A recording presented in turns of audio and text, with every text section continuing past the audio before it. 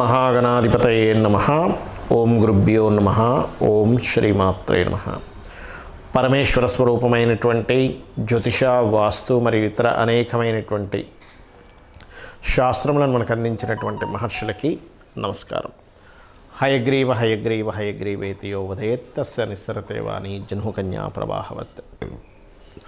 అరుణాం కరుణాతరంగితాక్షీం ధృతపాశాంకుశపుష్పబాణచాపాం అనిమాదిభిరావృతాం మయూకైః అహమిత్యేవ విభావయే భవానీం. శ్రీమాత్రే నమః. ప్రేక్షకులకి ఆ లలితాంబిక అమ్మవారి యొక్క అనుగ్రహం పరిపూర్ణంగా కలగాలని మనస్ఫూర్తిగా కోరుకుంటూ, ముఖ్యంగా ఏంటంటే ఈరోజు మనం చెప్పుకోబోయేటువంటిది ప్రతి లగ్నానికి, అంటే మనకి 12 రాసులు ఎలా ఉంటాయో 12 లగ్నాలు ఉంటాయి. లగ్నం తెలిసిన వారు లగ్నం నుంచి చూసుకోండి నేను చెప్పేది, రాశి తెలిసిన వారు రాశి నుంచి నేను చెప్పేది పాటించవచ్చు. అయితే ఈ వీడియోలో మనీ, ఫైనాన్షియల్గా అంటే ధనపరంగా మీరు అభివృద్ధి కావాలి అంటే మీ లగ్నరీత్యా లేదా మీ రాశిరీత్యా ఎటువంటి విధి విధానాలు పాటించాలి, ఏ దేవత ఆరాధన చేసుకోవాలి, గోవుకి ఏం తినిపించాలి, ఎటువంటి నియమాలు పాటించాలి అనేటువంటిది స్పెసిఫిక్గా ఒక్కొక్క లగ్నం నుంచి వస్తుంది. ఆ రకంగా మనం దీంట్లో కొంతమందికి మరి అందరికీ డేట్ ఆఫ్ బర్త్ ఉండాలని లేదు, టైం ఉండాలని లేదు, నక్షత్రం తెలియాలని లేదు. వాళ్ళు కూడా ఏం చేసుకోవాలో వీడియో ఆఖరిలో చెప్తాను. అదేవిధంగా కొన్ని కండిషన్స్ కూడా ఉంటాయి, అవన్నీ కూడా నేను మీకు చెప్తాను. సో 1 by 1గా మనం తెలుసుకుందాం. సింహలగ్నము, సింహరాశి. లగ్నం తెలిస్తే లగ్నం నుంచి చూసుకోండి. లగ్నం తెలియనటువంటి వారు రాశి నుంచి ఖచ్చితంగా చూసుకోవచ్చు. మరి సింహలగ్నానికి ఉన్నటువంటి స్పెషాలిటీ ఏమిటి? రాయల్టీ, అంటే ఒక రాయల్ లుక్, ఒక యూనిక్నెస్ అనేటువంటిది ఖచ్చితంగా ఉండి తీరుతుంది. ఎక్కడో ఎవరికో 1% ఆఫ్ పీపుల్గా రవి పూర్తిగా పాడైపోతే మనం చెప్పలేం, కానీ సూర్యభగవానుడు ఎంత బాగుంటే అంత రాయల్గా ఉంటారు వీళ్ళు. సో ఇక్కడ ఏమిటంటే సింహలగ్నానికి ఉన్నటువంటి మొట్టమొదటి క్వాలిటీ ఏమిటి అంటే వీళ్ళు చాలా లుక్ వైజ్గా కానీ ఒక పద్ధతి పరంగా కానీ మంచిది ఉంటుంది. వీళ్ళ స్ట్రెంతే ఇది. అంటే అడ్మినిస్ట్రేషన్ చేసేటువంటి గుణగణాలు ఆ లక్షణంతో పుడతారు వీళ్ళు. మరి ఇక్కడ ఫైనాన్స్ ఇచ్చే ప్లానెట్ ఎవరు? మీకు బుధగ్రహము ధనాన్ని ఇస్తుంది, గుర్తుపెట్టుకోండి. ఈ బుధగ్రహము ఎంత బాగుంటే అంత వ్యాపారాల్లో కలిసి వస్తుంది, గుర్తుపెట్టుకోండి. కొంతమంది జాతకాల్లో 2వ స్థానంలో ఉంటాడు, ఇంకే పాపగ్రహ దృష్టి ఉండదు. అలాంటి వారికి ఇంకా అద్భుతం ఆ దశ వచ్చిందంటే. ఇక వేరే గ్రహాలు పాడైపోయి అంతర్దశలో వస్తే that is different thing. But ఇక్కడ బుధగ్రహం ఎంత బాగుంటే ఎగ్జాల్టెడ్ పొజిషన్ 2వ స్థానం దానికి ఉంటే ఇంకా అద్భుతం. మరి ఒక్కొక్కసారి కొంతమందికి బుధగ్రహం బాగోదు, అప్పుడు ఏం చేయాలి? రకరకాల గ్రహాల ద్వారా కనెక్ట్ అవుతుంది అది, దానికి ఎటువంటి సందేహం లేదు. బాగోనప్పుడు ఒకటే గుర్తుపెట్టుకోండి. ఒకటి, మీకు బుధగ్రహము బాగుండాలంటే విష్ణు సహస్రనామాలు రెగ్యులర్గా వింటూ ఉన్నామా, ఆటోమేటిక్గా మీ యొక్క జన్మజాతకంలో ఉన్నటువంటి బుధుడు స్ట్రెంగ్తెన్ అవుతాడు, అందులో ఎటువంటి సందేహం లేదు. బుధుడు స్ట్రెంగ్తెన్ అయితే కలిగే ఫలితాలు, ఆలోచన కరెక్ట్గా థింక్ చేస్తాం, కరెక్ట్గా డెసిషన్స్ తీసుకుంటాం, కరెక్ట్గా మేనేజ్ చేయగలుగుతాం. ఫైనాన్స్ని, సిచ్యువేషన్స్ని అన్నింటినీ కూడా మేనేజ్ చేయగలుగుతాం. బుధుడు మేనేజింగ్ కారకుడు. అయితే ఈ బుధగ్రహం ఇంకా స్ట్రెంగ్తెన్ అవ్వాలంటే మీరు నవగ్రహాల్లో బుధ, శని, శుక్ర ఈ 3 గ్రహాల దగ్గర దీపారాధన చేస్తూ, దీపారాధన నూనెతో కానీ నెయ్యితో కానీ చేయొచ్చు, అందులో ఎటువంటి సందేహం లేదు. బుధవారము, శనివారము, శుక్రవారం చేయండి. చేస్తూ రెండవది ఏమిటి అంటే అదే ఆలయంలో ఉన్న స్వామివారి కానీ అమ్మవారి కానీ ఒక 3 ప్రదక్షిణాలు తీసుకుని అక్కడే కూర్చొని చక్కగా ఓం శ్రీమాత్రే నమః మరియు ఓం కాలభైరవాయ నమః అనే నామస్మరణ చేయండి. ఇది కనుక చేశారా 100కి 100% మీకు ఫైనాన్షియల్ గ్రోత్ పెరిగి తీరుతుంది, అందులో ఎటువంటి సందేహం లేదు. ఇక బుధగ్రహంతో పాటు మీకు గుర్తుపెట్టుకోండి, ఇందాకన్నాను కొంతమందికి బుధుడు స్ట్రాంగ్గా లేకపోతే అని. అలాంటి వాళ్ళు ఏం చేయాలో చెప్తానండి మీకు. ఉలవలు ఉంటాయి, 1 కేజీంబావు ఉలవలు, మల్టీ కలర్ క్లాత్, కేజీంబావు కందులు, రెడ్ కలర్ క్లాత్, ఈ రెండింటిని తీసుకొని మీకు దగ్గరలో ఆలయంలో పురోహితులు ఉంటారు, వారికి దానంగా ఇవ్వండి. చాలామంది అడుగుతుంటారు నన్ను దానం ఇవ్వమన్నప్పుడు, ఇవ్వండి బయట పేదవారికి ఇవ్వచ్చు. కానీ ఇక్కడ 2 విషయాలు. మీరు పేదవాళ్ళకి ఇస్తే పుణ్యం వస్తుంది, అది నెక్స్ట్ జన్మకి మీకు ఉపయోగపడుతుంది, అందులో ఎటువంటి సందేహం లేదు.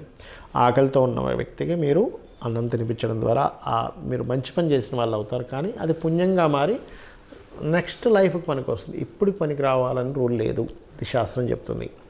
కానీ ఒక పురోహితుడికి ఇచ్చి దోషం తీయడం కోసం పురోహితుడికి ఇచ్చినప్పుడు ఆయన జపం చేసుకోవాలి, దానికి మళ్ళీ గాయత్రి చేసుకోవాలి. మీ పాపాన్ని, మీకుండే బ్లాకేజెస్ని తొలగిస్తాడు. ఇది ఇప్పుడున్న దానికి రిలీఫ్ ఇవ్వడానికి మీరు పురోహితుడికి దానం ఇవ్వాలి. రైట్. అలాగే పుణ్యకార్యాలు కూడా చేస్తుండాలి మీరు. వస్త్రం లేని వారికి వస్త్రం ఇవి ఇస్తూ ఉంటే మీకు అది కూడా కొంతవరకు బ్యాలెన్స్ చేస్తూ ఉంటుంది. అలాగే మరొక విషయం ఏంటంటే ఇక్కడ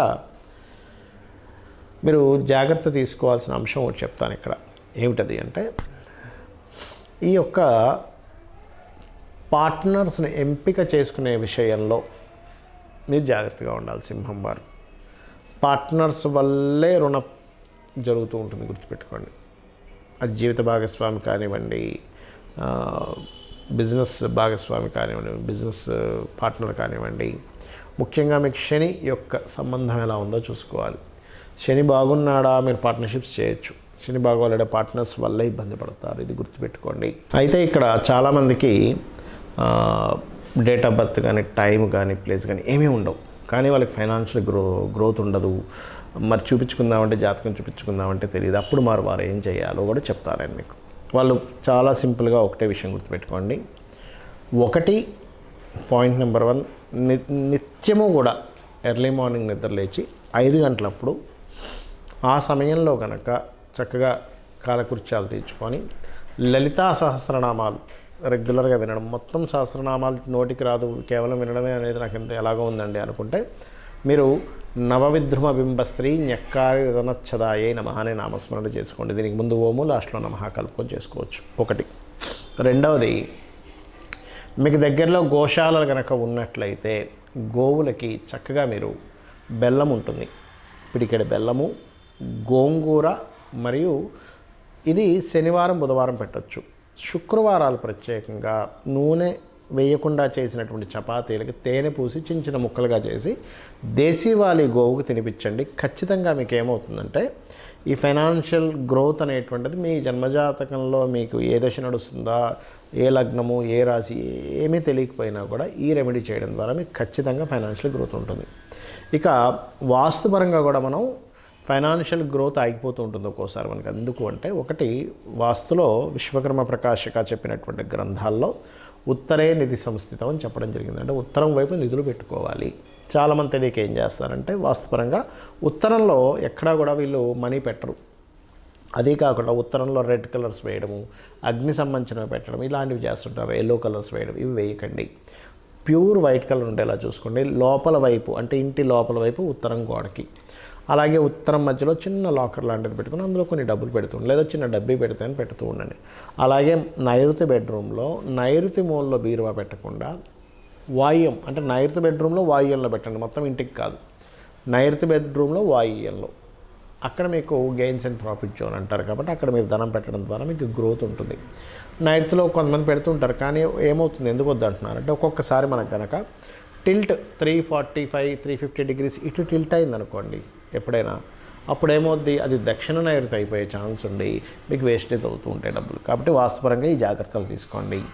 ఇంట్లో ఫైనాన్స్ ప్రొడ్యూస్ అవ్వడానికి ఆగ్నేయంలో పర్టికులర్గా మొక్కలు ఎక్కువగా పెంచుతూ ఉండండి. గ్రీన్ కలర్ బల్బ్ ఒకటి పెట్టండి. అలాగే స్టవ్ కింద కూడా గ్రీన్ టైల్స్ పెట్టండి. ఇప్పుడు దీనివల్ల ఏమవుతుందంటే బెనిఫిట్స్, అదేవిధంగా కుబేర స్థానాన్ని మీరు చక్కగా క్లియర్గా చేసుకుంటున్నారు, మనీ ప్రొడ్యూస్ అవ్వడానికి ప్లానింగ్ చేసుకుంటున్నారు వాస్తుపరంగా. ఈ జాగ్రత్తలు తీసుకోండి. అలాగే ఇంకొకటి ఏంటంటే ఎప్పుడైనా గుర్తుపెట్టుకోండి, మీరు మీ సబ్కాన్షియస్ మైండ్ అంటే అమ్మవారు.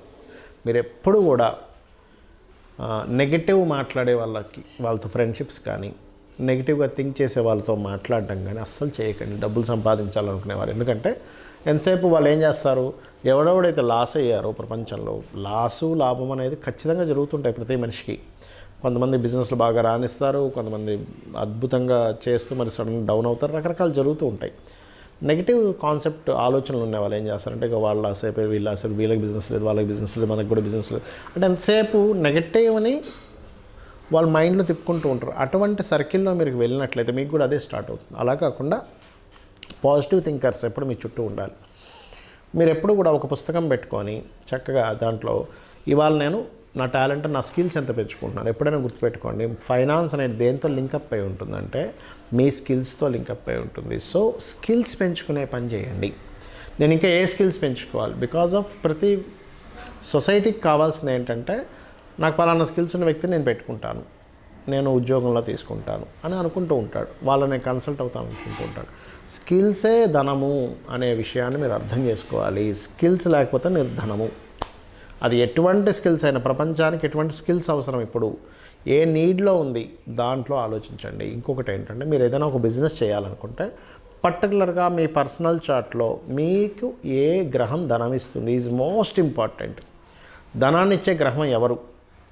మీకు యాక్టింగ్ మూలంగా ఉందా, ఫైనాన్స్ మూలంగా ఉందా, ఫుడ్ మూలంగా ఉందా, కమ్యూనికేషన్స్ మూలంగా ఉందా, రియల్ ఎస్టేట్ మూలంగా ఉందా, క్రియేటివ్ మూలంగా ఉందా, లేకపోతే కొంతమంది చూడండి మ్యారేజ్ బ్యూరోస్ పెడుతూ ఉంటారు, లేదా రీసెర్చెస్ చేస్తుంటారు, డయాగ్నోటిక్ సెంటర్స్ ఉంటాయి, schools, colleges, consultancy centres, job consultancy centres, అబ్రాడ్కి పంపించేవి. ఇలాగా 12 భావాలకు సంబంధించి ఉంటుంది.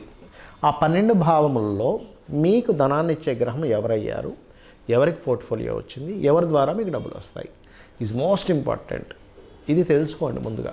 చాలామంది మిస్టేక్ ఎక్కడ అవుతారంటే ఎప్పుడు డబ్బులు వస్తాయి, వేటి ద్వారా డబ్బులు వస్తాయి, ఎప్పుడు డబ్బులు పోయే యోగం ఉందని చార్ట్లో తెలుసుకొని చేసేవాళ్ళు ప్లానెడ్గా వాళ్ళు సక్సెస్ అవుతారు. అది తెలియని వాళ్ళు ఇబ్బంది పడతారు. సింపుల్.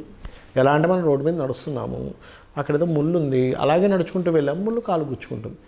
చూసి పక్క నుంచి వెళ్ళాము, మనకు ముళ్ళు గుచ్చుకోదు, ఇబ్బంది పడము. సేమ్ యాజ్ ఇట్ ఈజ్ కాలం అనే ప్రయాణంలో ఎప్పుడు ఎక్కడ మనకి ధన సంబంధించిన ఇబ్బంది వస్తుంది, ఎక్కడ మనకి గ్రోత్ ఉంటుంది, ఈ పాయింట్ యాస్ట్రాలజికల్గా చాలా స్పష్టంగా ఉంటుంది. ఇది కనుక తెలుసుకోగలిగితే అద్భుతాలు సాధించగలుగుతారు. అలాగే వీలున్నప్పుడల్లా కూడా మీరు గుర్తుపెట్టుకోండి, ఇంట్లో ప్రత్యేకంగా కనీసం 6 నెలలకు ఒకసారైనా, సంవత్సరానికి ఒకసారైనా చిన్న హోమం ఏదైనా చేయించుకుంటూ ఉండండి. ఎందుకంటే ఇంట్లో ఉండే నెగటివ్ ఎనర్జీ ఫామ్ అయ్యేటువంటిది పోతుంది. అలాగే మరొక విషయం ఏంటంటే ఇక్కడ గోవులు ఉంటాయి, దగ్గరలో మీకు గోశాలు ఉంటాయి, అప్పుడప్పుడు వెళ్ళి విజిట్ చేస్తూ ఉండండి. ఎందుకంటే మీ జాతక చక్రంలో ఉండేటువంటి గ్రహస్థితి ఏదైతే ఉందో ఆ గ్రహస్థితి అంతా కూడా మీ ఆరాతోని, మీ షట్చక్రాలతో ఫామ్ అయి ఉంటుంది. అప్పుడప్పుడు వెళ్ళి మీరు గోశాలకు వెళ్తున్నట్లయితే ఖచ్చితంగా మీకు మీ ఆరాలో ఫామ్ అయినటువంటి నెగటివ్ ఎనర్జీ బయటికి పోతుంది. పాజిటివ్ ఎనర్జీ ఎప్పుడైతే ఉంటుందో అక్కడ దేవత ఉంటుంది. దేవతల యొక్క అనుగ్రహంతో మనకు ధనం వస్తుంది. మన ప్రయత్నాలు కూడా ముందుకు సాగుతూ ఉంటాయి. ప్రయత్నం చేస్తుంటే ఒక్కోసారి కొంతమంది సాగర్ చూశారు అది. కాబట్టి ఇవి చేయండి, ఖచ్చితంగా మీరు ఫైనాన్షియల్గా మంచి గ్రో అవుతారు.